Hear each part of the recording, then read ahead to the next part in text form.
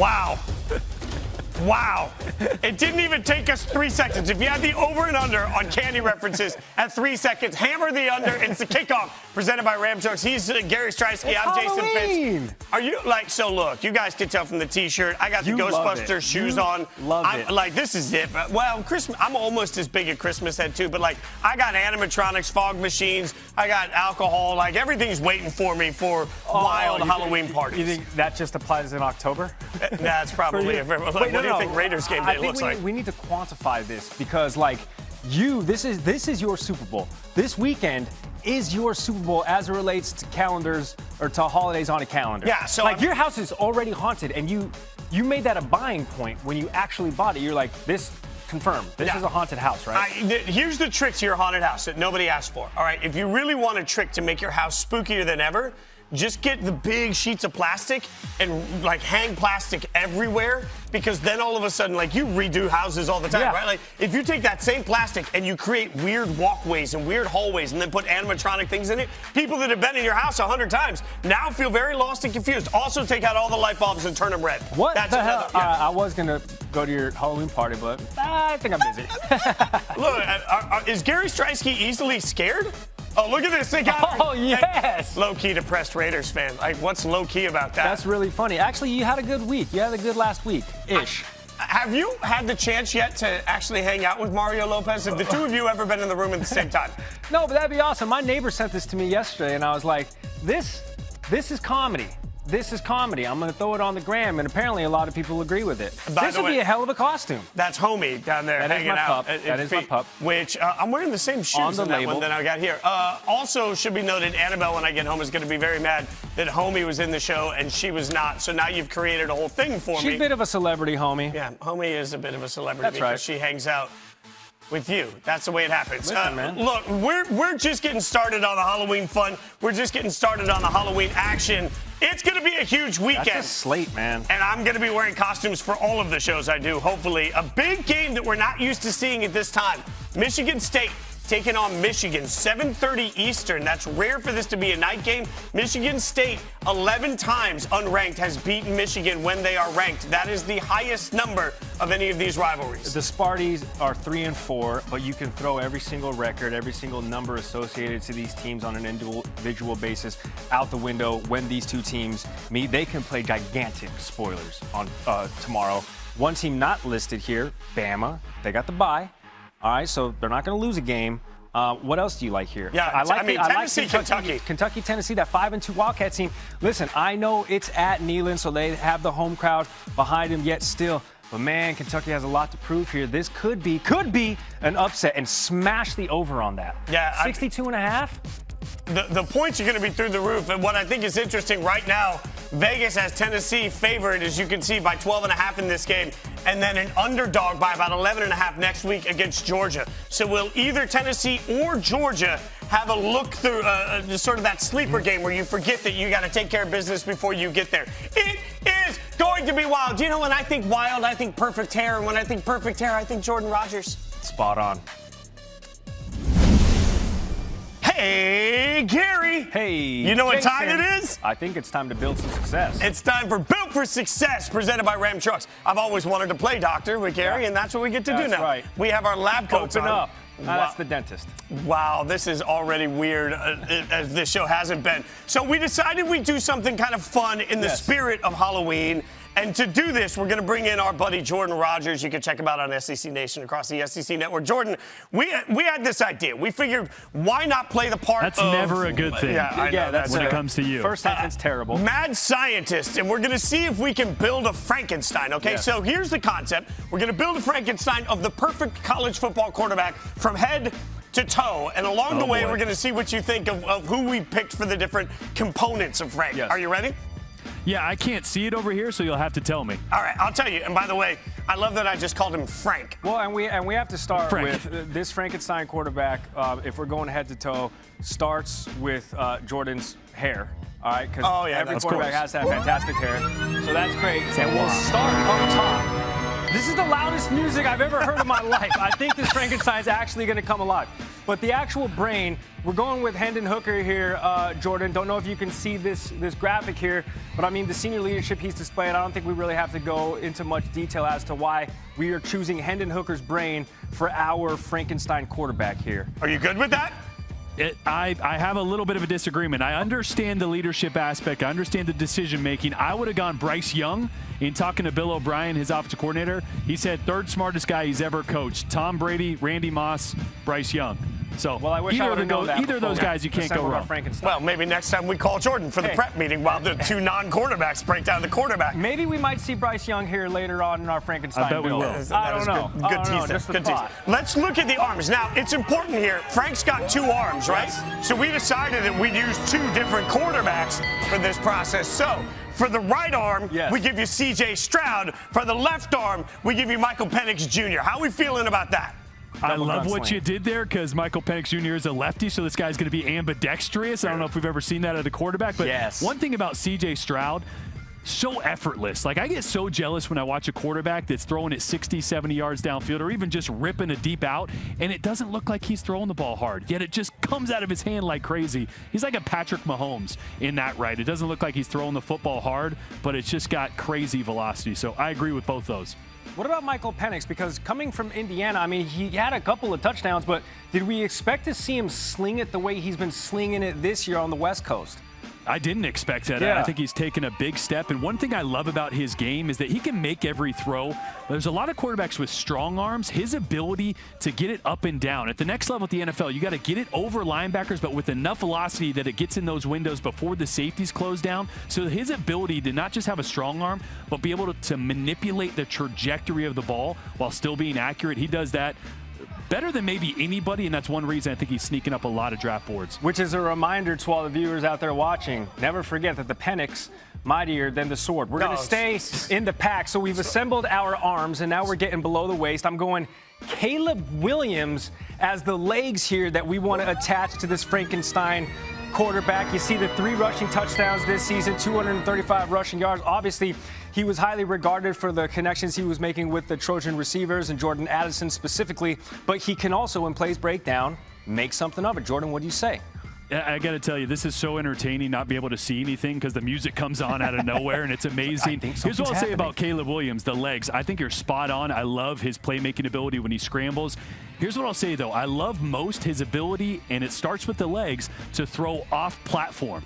In today's college football offense, and even in the NFL nowadays, this is not the days of a pitcher, right, that's got a strong arm, steps right into the throw and can rip it. You need a second baseman or a shortstop. And Caleb Williams is so good in his lower body, his ability to be off platform. His feet can be facing this way. He can still rip it with velocity. So I love that, not just the mobility, but his ability with his legs to always create velocity no matter where his feet are. Look at that. I'm going to steal that when we analyze him in the draft, 100%, Jordan. All right, so now we're going to go to a couple other components here, because when you're building Frankenstein, you also got to think about, I don't know, a little DNA, something that's going to make him come to life. And for the DNA, we went Max Duggan out of TCU. Somebody that's just going to bring a little spark to this whole thing. How do you feel about Duggan? Well, I feel really great because I can see you guys now, and you're wearing lab coats, and this whole thing just makes sense now. I love it.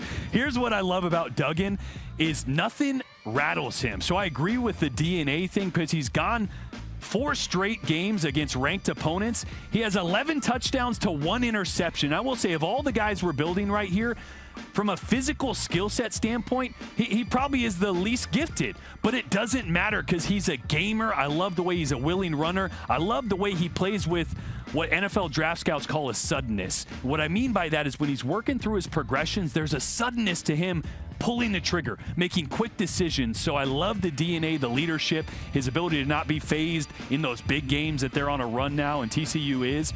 So I agree with that one. And he has TCU in their best ranked position in like the better part of 2 decades. 2007, I think, was the last time they were a top 10 team. All right, and last but certainly not least, cue the soundbite. Frankenstein needs a heart. Despite what all of the myths and rumors say that Frankenstein is just a heartless beast of a creature. We're going Bryce Young, the heart of Frankenstein. He is the beat that makes this monster go. We've seen it from bouncing back from the injury. He's sort of the silent assassin, the Heisman Trophy winner from last season, and that's why we mutually agreed that Bryce Young is the heart of this Frankenstein. But Jordan, feel free to completely roast our pick here. Are we changing the story? Does Frankenstein have a heart? I don't remember the story. He did a complete heel turn. It's kind of like the Grinch, but in Halloween terms, and now people love the guy. Frankenstein's like Macho Man. Sometimes he's a bad guy, sometimes he's a good guy, sometimes he's a bad guy. We don't know. Yeah. I'm going to throw one out to you because I agree Bryce Young can be the heart, no doubt. I think he has. Since I had him as the brain, I might throw a Will Levis in there as the heart. Will the dude has played Levis. He's played through turf toe. We had a game a couple weeks ago. He banged up his shoulder, ran into the locker room, got it all shot up, came back out, continued to rip the ball, and afterwards we asked him about it. He's like, it's my left shoulder. It doesn't even matter. I don't need it. I'll just go out there with my right shoulder. So that guy plays with a lot of heart, also super talented, probably could have filled in a couple of those spots as well. But I think you guys did all right. I think so too. The only thing about Will Levis is because he takes on to copious amounts of mayonnaise that we don't really know, the heart health as it currently sits. We know he's an athlete, but we just didn't want to. Trans fat. Yeah, we didn't want to. His heart could just explode. We didn't want to mess around with the cholesterol levels on this heart. All right, you can watch Jordan Rodgers every single weekend on SEC Nation. As always, my friend, we appreciate you. You are the ultimate Frankenstein. If we could build anyone, they would look and act just like you. It's a compliment, I think. I'm not sure that's. Is it? I think that's a compliment. Look, I'm barely a professional. We know that. Thank you, Jordan. We appreciate you. See you, fellas. If this doesn't get you hyped for Week 9, I don't know what will, but maybe this video will help.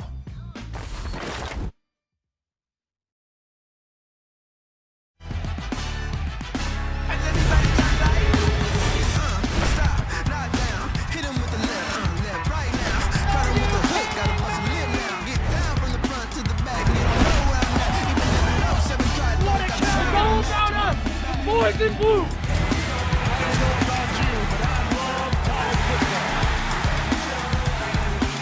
I want to punish them for 4 quarters. You make them remember coming in the stadium to play your ass.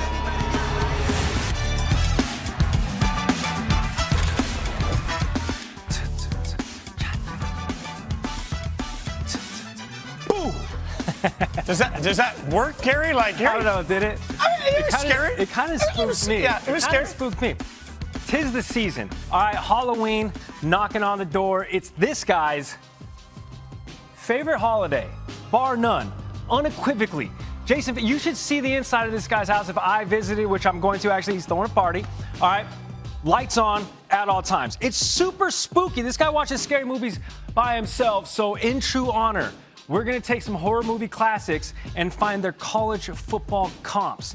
Fitz, this is your dream segment. Yeah, this really is. All-time dream segment. This is the least amount of work I've ever done on a segment. This one came together easy. We're going to start with Michael Myers. Take your pick.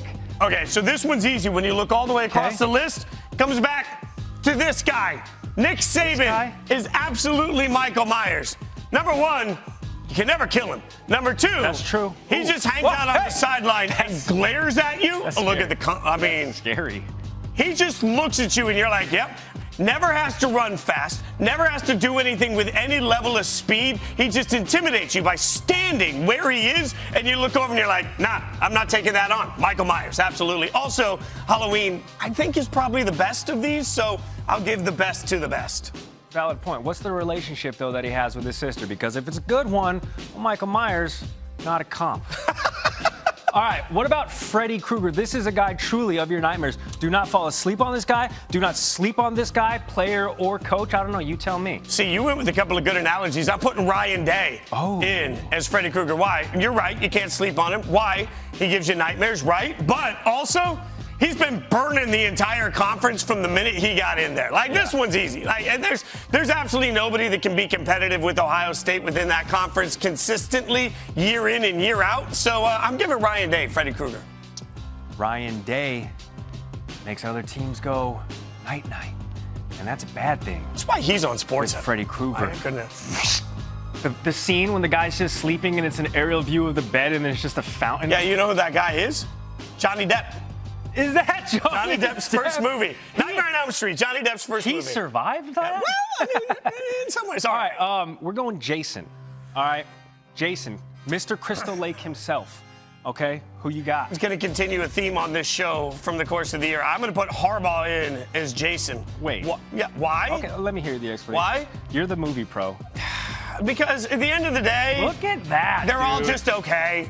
Like, the movies are okay. As a horror movie fanatic, like, the Jason movies are sort of a knockoff of the other movies. Like, they're okay. They're not that scary. You don't really find yourself sitting up all night worried about Jason Voorhees. So it's unfortunate for me that my name is Jason because everyone thinks that means I'm going to be a Jason fan. Like, nah. So just like Harbaugh's not that scary with Michigan, Bro, speak for yourself. Jason is like 6'7", 270. He's like a defensive lineman who can move quickly. You look, and he's there. Boom. And there's a life-size replica of him at the bottom of Crystal Lake. It's super spooky. Yeah, but just also remember, in the first movie, it wasn't even Jason. It was his mom. Jason's mom needed to be the killer. Your mom? Yeah. All right, this is funny because I can't believe Beetlejuice made the list of horror movie classics, but Yeah. I digress. Well, and that was not unintentional Okay, because, who do you frankly, I was the one that said we put Jimbo on this list because Jimbo is Beetlejuice. Okay. Like, it's not that scary. It's really not scary at all. It's kind of a used car salesman through the whole movie telling you how scary he's going to be. Yeah. Sometimes it's scary, but it's also the same movie where you'll just have people dancing on the ceiling for no good reason. Like, Jimbo isn't scary. Jimbo's a used car salesman, and so is Beetlejuice. You say Beetlejuice, Beetlejuice, Beetlejuice 3 times, something happens. You say A&M, A&M, A&M 3 times, and you leave with a win. It's crazy how that happens. You say Jimbo 3 times, and if they're lucky, they'll get out of that contract. Jimbo, Jimbo, Jimbo. Payout, payout, payout. All right, we are finishing here with Scream. So this one, Scream, favorite I think scary the original Scream Cindy. is the best of all of Yes. these, right? And it's the best of all of these because, plot twist, spoiler, there's 2 killers.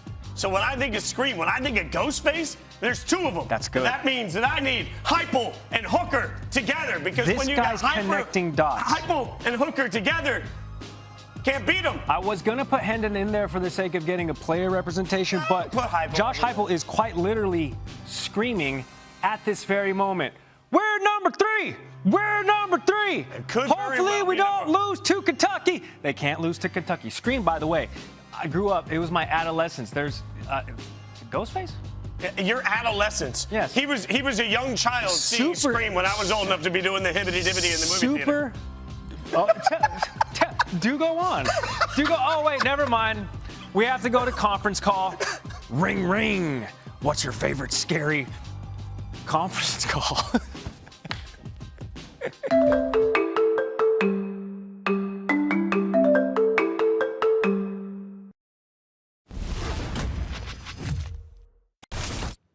So let's address the outrage regarding Sean Tucker carrying the ball just 5 times against Clemson a week ago.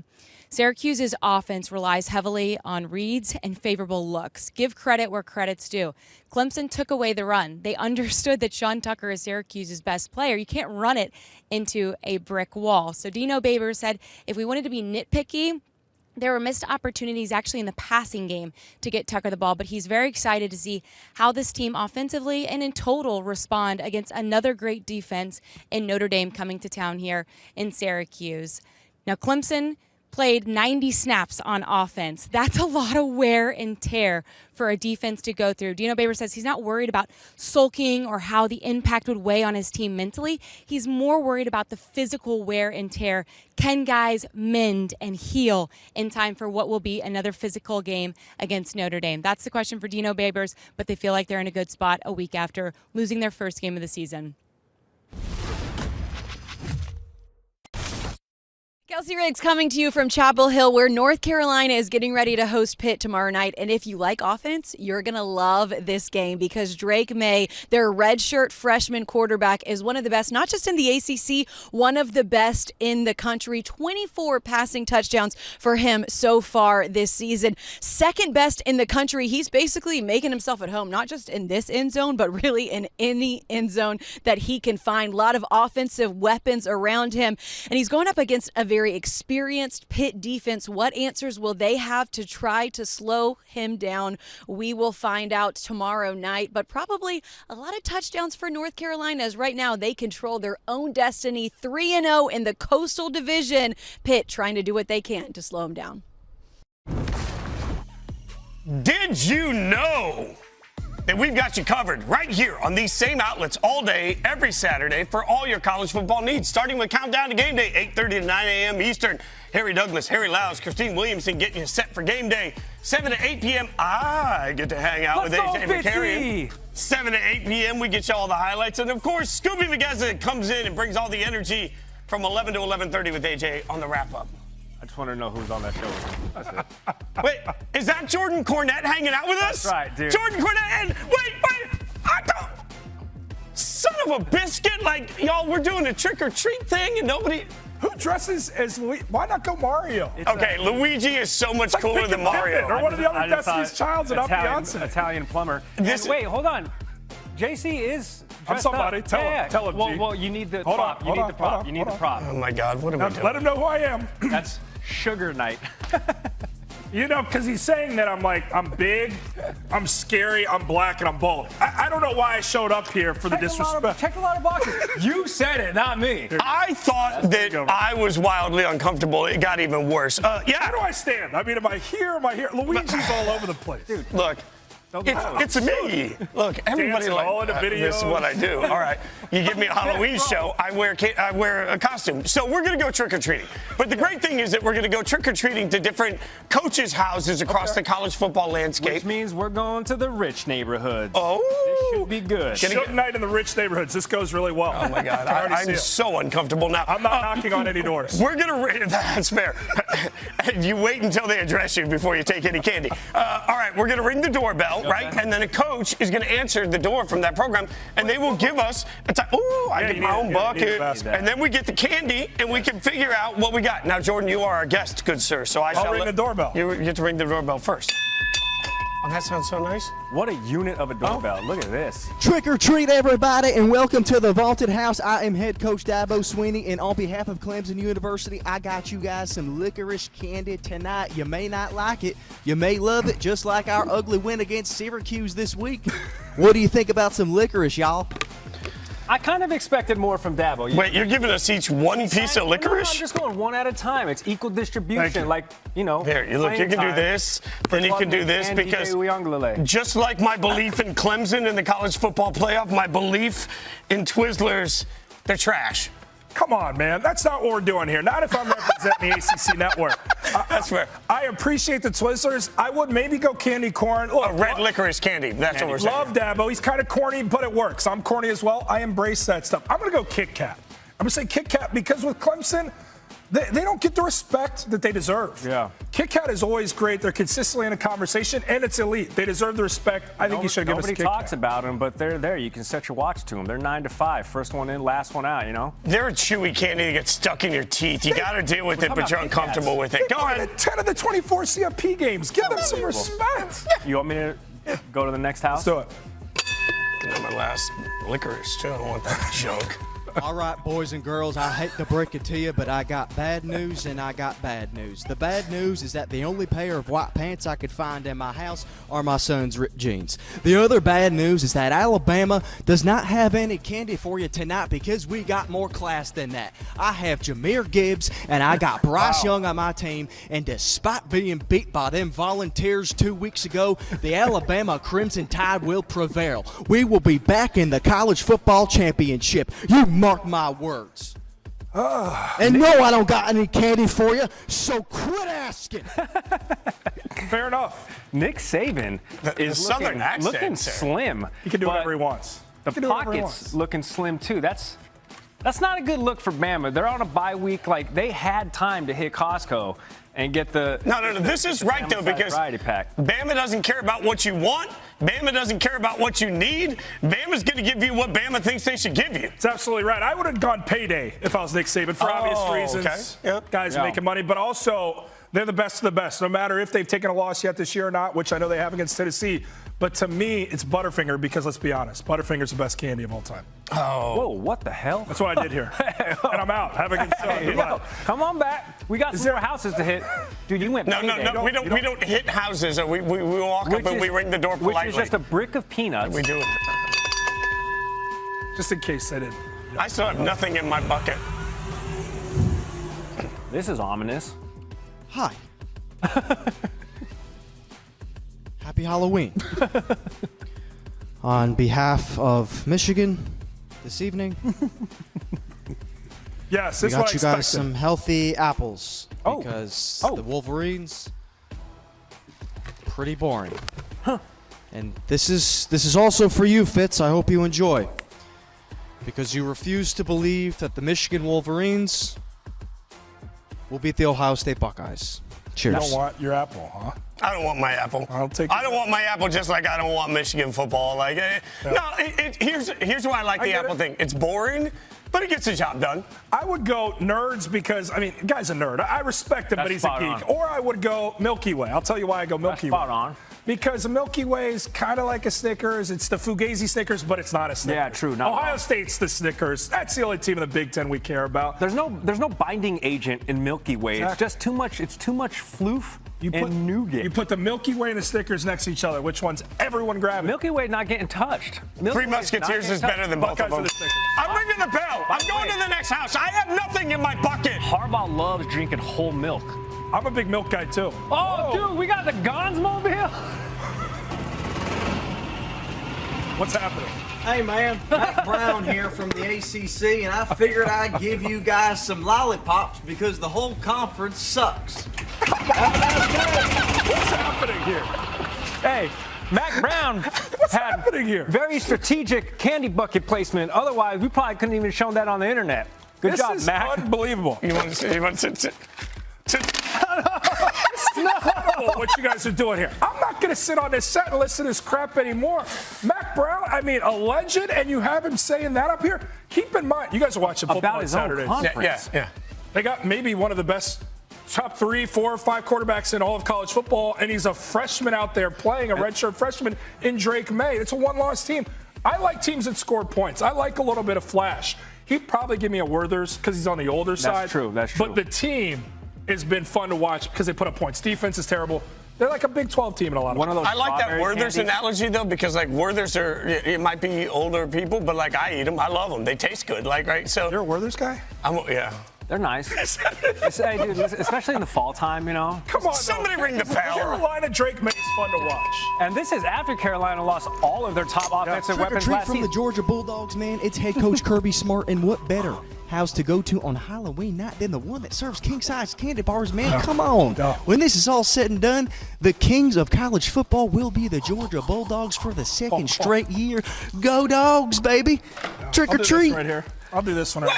You haven't gotten anything. Wait. Yeah, there you go. And just like that, dude. There's Go King Dogs. size. There's a big difference, though, between what we got here. This is really what it comes down to. One has almonds in it, one does not. Yeah, I'll take the almonds for the protein. Yeah, dude, definitely. Look, I got that dog. I don't like nuts in my chocolate, like at all. I don't want almonds. I don't want anything crunchy in my chocolate. What I fail to understand during all this ACC hate is There was some slander going Georgia on. almost loses to Missouri. Nobody bats an eye. Yeah. Clemson beats a solidly ranked and at the time undefeated Syracuse team, which, oh, by the way, has 3 of the better skill position players in college football, and Sean Tucker, Aronde Gadsden, and Garrett Schrader. And everybody goes, Clemson doesn't belong. Joel Klatt's throwing out ridiculous tweets. You guys are up here acting like a fool.